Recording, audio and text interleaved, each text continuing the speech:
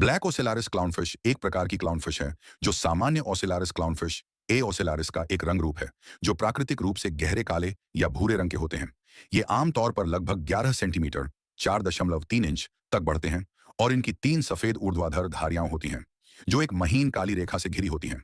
वे सर्वाहारी होते हैं और अक्सर एनीमोन के साथ सहजीवी संबंध बनाते हैं। शारीरिक विशेषताएं रंग। इनका रंग भूरे से काले तक होता है जो प्राकृतिक रूप से कुछ क्षेत्रों में जैसे कि उत्तरी ऑस्ट्रेलिया में पाए जाते हैं। आकार। ये 11 सेंटीमीटर 4.3 इंच तक बढ़ सकती है जिनमें मादाएं नर से बड़ी होती हैं। धारियां।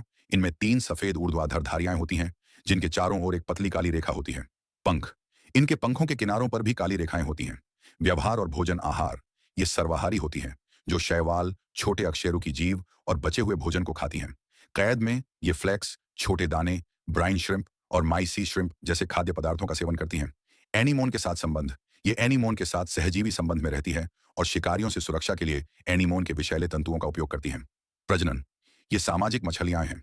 एक समूह में सबसे बड़ी मछली मादा होती है और यदि वह मर जाती है तो सबसे बड़ा नर मादा बन जाता है और समूह में अगला सबसे बड़ा नर बन जाता है। देखभाल अन्य क्लाउनफिश की तुलना में आप उन्हें उनके मेजबान एनीमोन के बिना रख सकते हैं और कई प्रजनकों ने एनीमोन के बिना उनके प्रजनन में सफलता पाई है। टैंक में पाले गए क्लाउनफिश।